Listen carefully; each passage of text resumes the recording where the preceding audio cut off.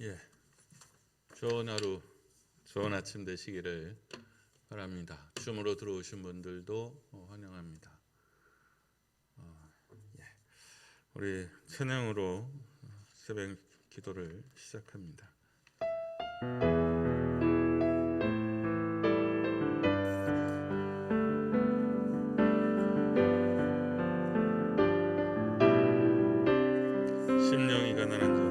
심령이 가난한 자는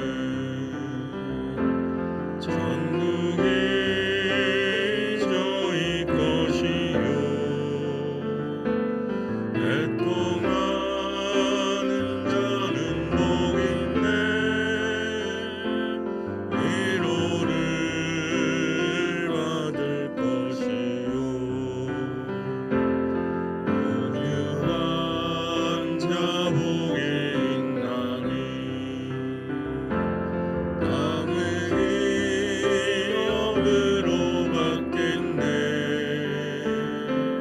의에 줄이고 목마른 자는 저희 배부를 것이요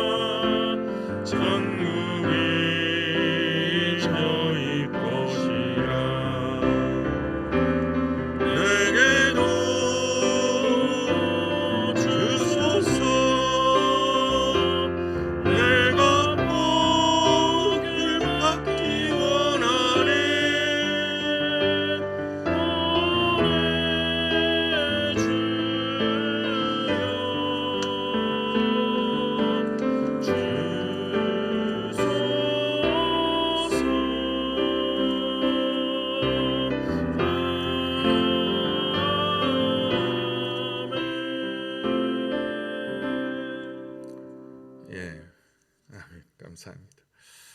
오늘 나누실 하나님 말씀은 민수기 20장 1절에서 13절입니다. 민수기 20장 1절에서 13절 한 절씩 교독하겠습니다.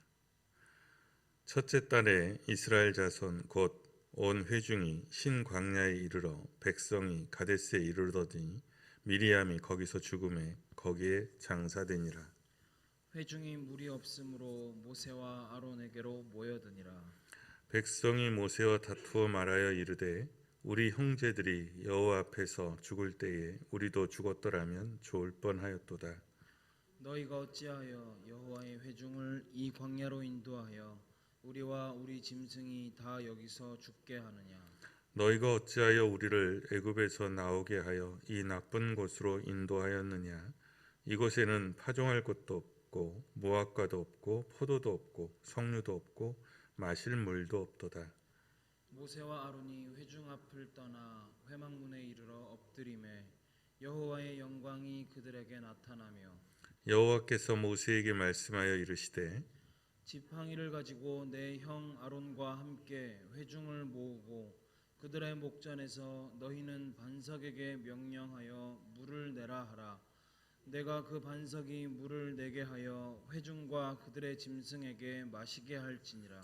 모세가 그 명령대로 여호와 앞에서 지팡이를 잡으니라. 모세와 아론이 회중을 그 반석 앞에 모으고 모세가 그들에게 이르되 반역한 너희여 들으라. 우리가 너희를 위하여 이 반석에서 물을 내랴 하고 모세가 그의 손을 들어 그의 지팡이로 반석을 2번 치니 물이 많이 솟아나오므로 회중과 그들의 짐승이 마시니라. 여호와께서 모세와 아론에게 이르시되 너희가 나를 믿지 아니하고 이스라엘 자손의 목전에서 내 거룩함을 나타내지 아니한 고로 너희는 이 회중을 내가 그들에게 준 땅으로 인도하여 드리지 못하리라 하시니라. 다 함께 이스라엘 자손이 여호와와 다투었으므로 이를 무릿바 무리라 하니라. 여호와께서 그들 중에서 그 거룩함을 나타내셨더라. 아멘.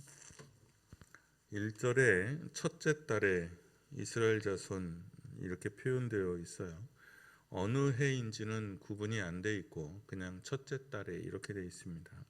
그렇긴 하지만 미루어 짐작을 하면 이 20장은 19장하고는 시간적으로 40년이 이미 지난 겁니다. 그러니까 20장은 민수기가 막바지에 이르는 거예요.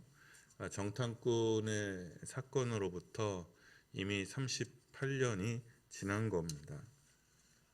그러니까 광야로 나온 지 사실상 40년째 접어드는 사건, 접어드는 해에 일어난 사건이라는 거죠. 그리고 신광야에 도착했어요. 신광야는 우리가 많이 들은 광야죠. 출애굽기에서 이스라엘이 2번째로 부딪혔던 광야가 신광야입니다. 첫 번째는 술광야였죠. 술 또는 수루라고 불렸던 수루광야였습니다. 거기에서 수루광야에서 물이 떨어졌었어요. 그런데 물샘을 발견했는데 물이 썼죠. 써서 물을 못 먹어요. 그래서 쓰다라는 의미로 술광야를 마라의 광야라고 부르기도 했어요. 그러니까 광야로서 현실적인 광야로서는 물이 떨어졌고요. 내면적으로는 기대가 무너지는 광야, 기대가 깨어지는 광야였어요. 그리고 2번째 광야가 신광야인데 여기선 양식이 떨어졌죠. 외면적인 문제는 양식이 떨어지는 거였고요. 우리로 말하면 돈이 떨어지는 것쯤 되는 거고요. 그리고 내면적으로는 후회가 밀려오는 광야였어요. 살다가 보면 후회가 밀려들 수 있죠. 그런데 역설적으로 이 신광야에서 무슨 일이 생겼냐면 만나가 내리기 시작했습니다. 그러니까 기록으로는 좀 뜬금없지만 40년째 이 신광야에 다시 들어온 겁니다. 그러니까 신광야에 40년 동안 떠돌다가 신광야에 다시 돌아왔어요. 역사를 기억한다고 하면 이 신광야는 이스라엘에게 있어서는 은혜의 광야지 않겠어요? 만나가 내리는 광야였으니까요. 뭔가 감회가 깊었을 것 같은데 그런데 이들은 그러지 않았던 것 같아요. 이 신광야에서 물이 떨어지자 회중들이 모세와 아론 면전에서 따지기 시작했습니다. 그리고 기록으로 보면 모세와 아론에게 따지기 위해서 회중들이 모여들었다니까 이 회중들의 불만이 상당했다는 것을 알 수 있고 격렬하다는 것을 알 수 있어요. 우리 번역에 다퉜다 이렇게 표현되어 있는데 이 다퉜다라는 말이 굉장히 거칠게 거스려서 항의했다는 뜻입니다. 그러니까 우리로 말하면 거진 역사를 잡았다면 그쯤 되는 거죠. 이들의 불만은 물도 없는 이곳으로 왜 인도했느냐는 거죠. 광야에 혹은 40년을 떠돌아다녔으니까 이쪽 광야의 질이나 대충 다 잘 아는 곳이잖아요. 그런데 왜 굳이 물도 없는 이곳으로 우리를 인도해 드렸느냐 하고 따지는 거예요. 마음에 들지 않았다는 거죠. 그런데 그 강도가 불평할 수도 있고 늘 말씀드리지만 불평도 할 수 있고 원망도 할 수 있긴 한데 그런데 강도가 굉장히 셌어요. 모세 입장에서는 이 신광야에서 지금 누구를 잃었냐면 미리암을 잃었습니다. 그러니까 모세 입장에서는 가장 강력했던 지원자였던 사랑하는 누이를 잃은 거죠. 장례를 치른 지 얼마 안 됐는데 유족들의 멱살을 잡은 거나 마찬가지인 거예요. 그만큼 회중들의 입장에서도 불평이 컸다는 거고 또 모세 입장에서는 그 받는 내면적 데미지가 상당했다는 것을 의미합니다. 모세와 아론이 이제 백성들 앞에서 물러나와서 회막 앞에 엎드렸어요. 하나님께서 지체 없이 개입하셔서 문제를 해결해 주고자 하십니다. 하나님은 회중들을 반석 앞에 모이게 하고 그리고 모세에게는 반석에게 물을 내라 명령하죠. 물이 나오라 이렇게 명령하라는 거예요. 근데 모세가 이 내용을 보면 열받았어요. 그러니까 열받은 게 이 모세의 말 속에 딱 표현이 되어 있어요. 뭐라고 했냐면 모세가 이 패역한 사람들아, 이 패역한 사람들, 그러니까 반역의 사람들아, 이제 이렇게 표현한 거죠.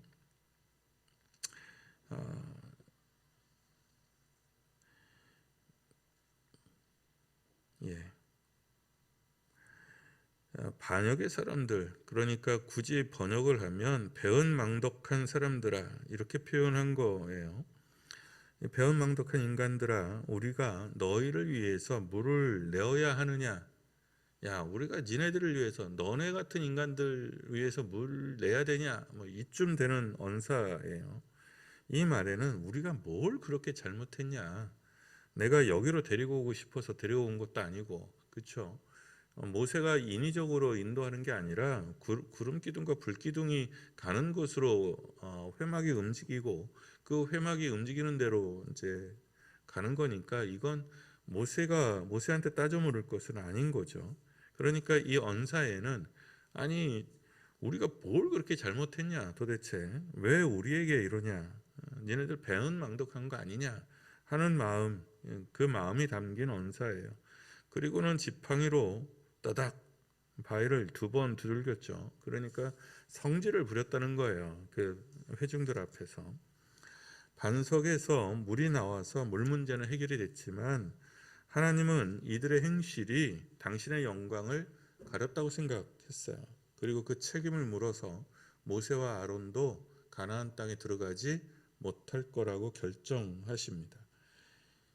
이스라엘이 여기서 하나님과 다퉜다 하여 이 무리바 여기를 다툼의 땅, 다툼의 물이라는 뜻의 이름을 붙였어요. 그러면 우리가 돌아볼 수 있습니다. 왜?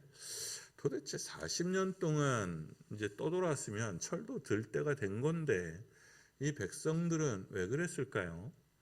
그리고 모세는 이제까지 그 수많은 원망과 불평 속에서도 지혜롭게 이렇게 대처했던 이 모세가 그래서 온유하다라는 모세의 온유가 땅에서 최고다 이런 평가를 받았던 이 사람이 왜 여기에서는 이렇게 성질을 부렸을까요? 그러니까 자기 페이스를 못 지켰다는 거잖아요. 모세가 이건 내면적으로 지쳤기 때문입니다. 모세가 내면적으로 지쳤어요.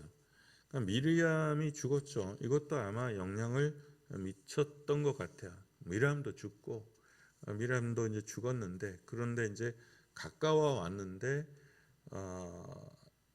요단강을 건너서 그 땅으로 들어가야 되는 날짜는 다가오는데 모세 입장에서 보면 미리암도 죽었는데 회중들이 철이 들든 것 같아요. 야, 40년 동안 데리고 다녔는데 아직도 이 모양이냐 하는 마음이 모세에게 있었을 수 있죠.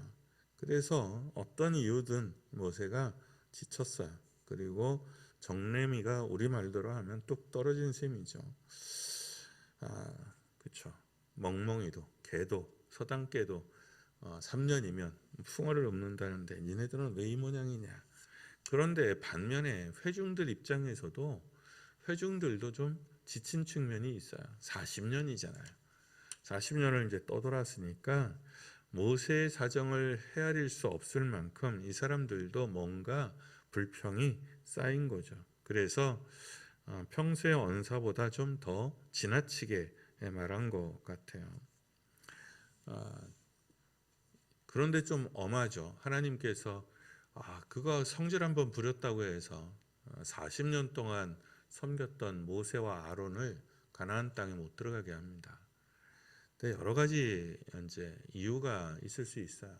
일단 위험한 거, 지도자가 내면적으로 지치면 그거 되게 위험합니다. 공동체에. 지쳐 있는 지도자는 굉장히 위험합니다. 그래서 모르겠습니다. 우리나라 장교들 이런 군법에도 그런 게 있는지 모르겠는데 언젠가 그 무슨 전쟁 영화를 보니까 거기에 이제 영국군 이야기가 나왔는데요. 이제 초급 장교가 뭔가 되게 잘못했어요. 그래서 중급 장교가 이제 한 중령 대령급 되는 중급 장교가 초급 장교에게 군장을 메고 보초를 세웁니다. 그러니까 이제 열받으니까 네가 군장을, 그러니까 보초는 원래 총만 들고 하잖아요. 군장이라고 해서 뒤에 짐을 다 지고 보초를 쓰게 했어요. 초급 장교의 소인과 중위에게. 그런데 그게 후에 문제가 돼서 군법회의에 넘어갑니다. 그게 왜 그러냐 그러면 장교는 육체적인 징벌을 가하면 안 돼요. 현장에서.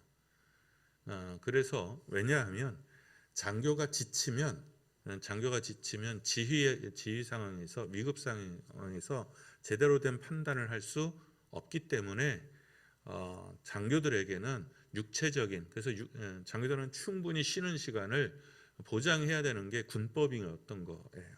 그거 들어보니까 되게 일리가 있어요. 그러니까 장교들에게 특별 대우를 해주는 거는 장교들이 지휘를 잘못하면 정말 싸워보지도 못하고 병사들이 전멸할 수 있거든요. 그런 면이죠. 그러니까 지치면 판단에 있어서 굉장히 큰 미스가 날 수 있어요. 그게 이제 하나이고요. 두 번째는 지도자, 하나님께서 다른 사람들에게는 되게 관대하세요. 그러니까 백성들의 잘못은 무조건 잘못했다고 해서 하나님이 진노하시고 막 씨 내리고 막 그러지 않습니다. 참으셔야 돼. 아직 안 됐다 싶으시면 참으시고 기다리시고 하는 것이 굉장히 많습니다. 그런데 지도자에 대해서는 되게 엄격하세요. 지도자에 대해서는 되게 엄격합니다. 모세는 정말 잘못 이거 하나잖아요. 그런데 이거 하나로 못 들어갑니다. 하나님이 모세에게도 그랬고 다윗에게도 그랬고 여러 왕들이나 지도자들에게는 굉장히 이 죄에 대해서 굉장히 엄하게 다루십니다. 그러니까 교회에서도 마찬가지예요. 지도자들은 늘 그런 면에서 깨어 있어야 하고 두려워해야 됩니다.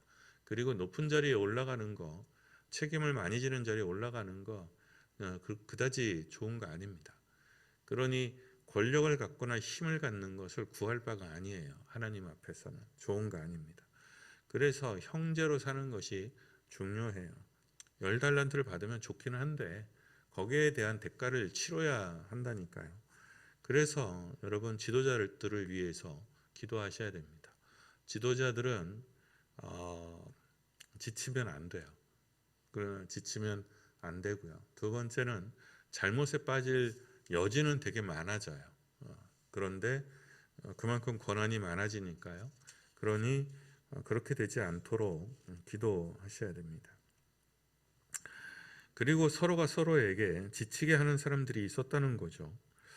우리는 이러저러한 이유로 지칠 수 있습니다. 서로에게 지치게 하는 사람이 아니라 쉼이 되는 사람으로 나갈 수 있기를 바랍니다. 그리고 하늘로부터 공급받아서 지쳐서 넉아웃이 되거나 번아웃이 되지 않도록 새 힘을 공급받아서 쌩쌩한 사람으로 살아갈 수 있기를 바랍니다. 목사가 돼도 지칠 수 있고 장로님들도 지칠 수 있고 권사님들이나 구역장들도 마찬가지죠. 때가 되면 지칠 수 있습니다. 그때 항상 지도자들은 저는 그거를 자가 발전의 능력 이렇게 표현하는데 스스로 발전기를 돌려서 내가 지쳤구나, 내가 마음이 상했구나 라는 것을 알아차리게 되면 그러면 그때가 기도의 자리, 기도의 시간이에요. 그러니까 내가 마음이 상한 상태로 일을 하면 안 돼요. 내가 마음이 상한 상태로 뭘 하면 판단하면 안 돼요. 그게 불평이 됐든 원망이 됐든 화가 났든 그럴 때는 어떻게 해야 돼요? 멈춰야 돼요. 그때가 멈춰야 되는 시간이고 하나님 앞에 나와 앉아 있어야 되는 시간인 거예요. 그리고 우리가 옆에서 보면 지친 사람들을 보잖아요.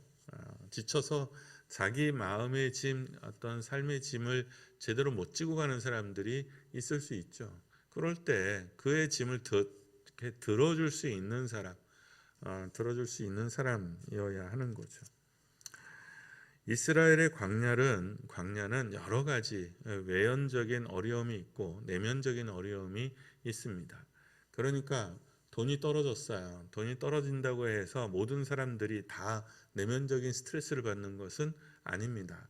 그런데 돈이 떨어졌을 때 받는 내면적인 도전이나 상처도 사람마다 다 다를 수 있어요. 근데 이스라엘 광야는 섣부른 기대가 깨졌을 때, 인생의 후회가 찾아왔을 때, 자기 선택에 있어서 후회가 찾아왔을 때, 또는 반복되는 어려움으로 지칠 때, 그러면 모세는 이 세 번째죠. 르비딤에서 겪었던 건데 반복되는 어려움에서 지치는 겁니다.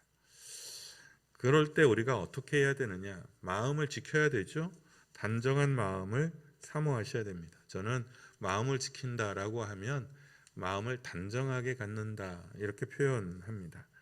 제게 있어서 단정한 마음은 팔복의 마음이에요. 심령이 가난한 심령의 마음, 애통하는 사람의 마음, 온유한 사람의 마음, 화평하게 하려고 하는 사람의 마음, 그게 제가 생각하는 단정한, 여러분은 어떻습니까? 여러분의 마음을 어떻게 지키세요? 이 아침에 주님의 은혜로 여러분 마음을 지키고 마음을 평안하게 하고 단정하게 가져갈 수 있기를 바랍니다. 그리고 생에 지치고 신앙에 지치고 교회에 지치고 사람에 지칠 수 있습니다. 우리가 자녀를 키울 때 자녀에게 지칠 수 있고 또 결혼 생활할 때 배우자에게 지칠 수도 있습니다. 그럴 때 정말 하나님 앞에서 새로운 힘을 공급받을 수 있기를 바랍니다. 내 마음이 저 사람이 뭔가 잘못해서 내가 지치는 것일 수도 있고 내가 너무 여유가 없어서 내가 스스로 번아웃이 온 것일 수도 지친 것일 수도 있어요. 그러니 인생에 있어서 새 힘은 하나님으로부터 받아야 됩니다. 우리가 빛을 발하려면 주님의 빛이 내게 이르러야 하고 내가 그의 빛으로 충만해져야 합니다. 이 아침 주님의 은혜로 충분히 채워지기를 축원합니다. 주님의 사랑 안에, 하나님의 사랑 안에, 하나님의 은혜 안에 단정한 마음으로 오늘 하루 또 한 주, 한 달 되기를 축원합니다. 우리 찬양하고 기도하겠습니다.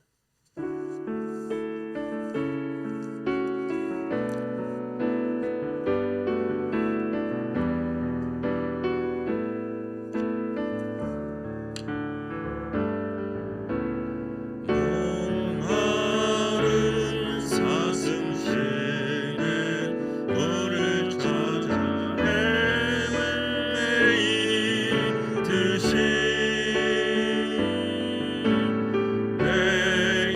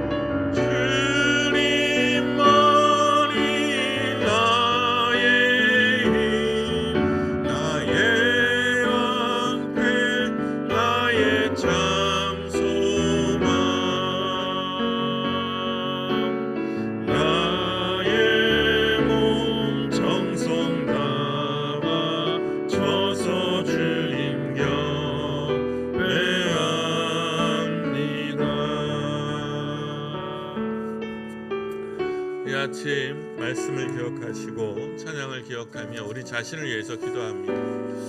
우리는 삶에 지칠 때가 있고 신앙에 지칠 때가 있고 사람에게 지칠 때가 있습니다. 주님, 그렇게 지치지 않도록 하나님의 거룩하신 은혜로 부어서 충만하게 하옵소서.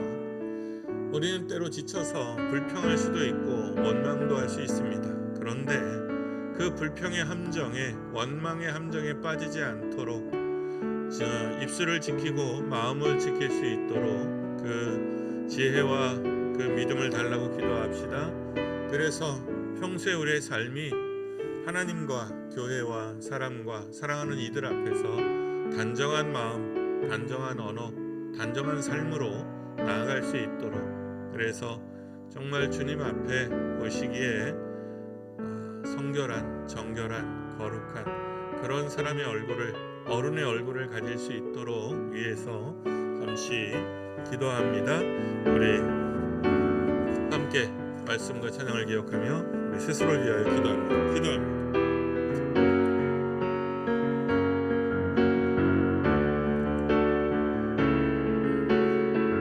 하나님, 우리 인생의 방향에서 때로 떨어질 때가 있고 양식이 떨어질 때가 있습니다. 내가 생각했던 대로, 나의 계획대로, 나의 뜻대로 이루어지지 않는 인생과 사람과 또 나의 생각들을 보게 됩니다. 그럴 때마다 짓부르게 하나님 대진 기대로 인하여 마음 상하지 않게 하시고 후에 찾아오는 후회로 하나님 스스로를 괴롭히지 않게 원합니다. 불평과 원망과 탓의 그 자리에서, 핑계의 자리에서 낙심하지 않게 하시고 상하지 않게 하시고 주님 은혜 안에서 주님이 주시는 땅을 바라보고 기쁨과 감사로 기꺼이 걸어가는 사람 될 수 있기를 바라고 원합니다. 복잡해 보이는 이 세상에서 하나님 간결하고 단정한 마음으로, 간결하고 단정한 언어로, 간결하고 단정한 감정과 삶으로 그런 인격으로 나아갈 수 있도록 함께 하시기 원합니다. 덕지덕지 붙어있던 하나님 원망과 핑계와 욕망들을 내려놓게 하시고 이제 핑계들을 내려놓게 하시고 상한 것들을 내려놓게 하시고 주님 안에서 새로워진 주님의 묻어주시는 그 물로 우리가 새롭게 정결해졌으니, 주님이 비춰주시는 빛으로 우리가 아름다워졌으니 하나님 그 빛을 붙들고 나아가는 우리 모두 되어 주시옵소서.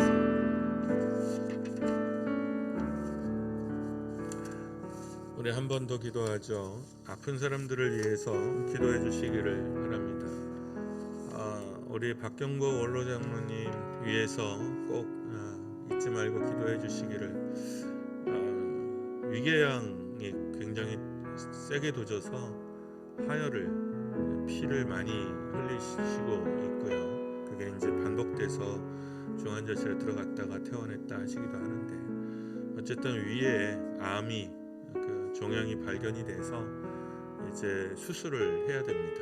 그런데 다른 문제가 이게 해결이 돼야 수술이 가능해집니다. 그리고 수술 날짜를 이제 잡으려고 애는 쓰고 있는데 어쨌든 수술하지 않고, 일단 수술하지 않고 주님의 능력으로 나올 수 있도록 먼저 그렇게 기도해 주시고, 그리고 혹 수술하게 되면 선하게, 형통하게 흘러갈 수 있도록. 요즘 위절제 수술은 또 뭐랄까요, 큰 수술이 아니라고 할 만큼 잘 많이 하는 수술이기는 합니다. 그러나 암이니까요, 겁나는 거죠. 무엇이든. 위에서 우리 박 장로님 위해서 기도해 주시고, 우리 채탄 장로님, 채탄 장로님은 항암 투병 중에 있는 거죠. 다른 것이 주이긴 하지만 우리 홍강표 집사님도 마찬가지고요. 연은미 집사님 위해서 기도해 주시고, 홍정순 집사님과 안대엽 집사를 위해서도 기도해 주시길 바라고요. 그리고 오늘은 여러분의 부모와 가족들을 위해서, 형제들을 위해서 기도합니다. 우리 이 시간 교회의 아픈 이들과 그리고 사랑하는 가족과 형제들을 위해서 기도합니다. 안길께 하나님을 찬양합니다. 복의 복을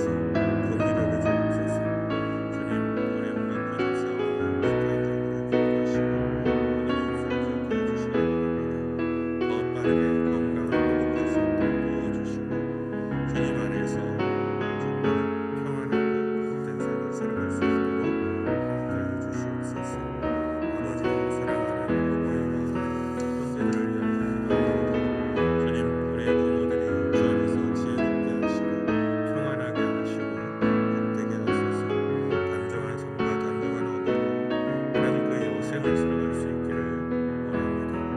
아버지, 주께서 주신 형제들을 위하여 기도합니다. 그 육신의 장막을 위하여 기도합니다. 믿음의 장막이 되게 하시고 하나님의 은혜 안에서 복을 누리는 자들 되게 하시며 우리의 그늘 아래서 저들이 은혜의 삶을 살아가고 있음을 깨달을 수 있도록 하나님 그 길을 인도하시고 함께하여 주시옵소서.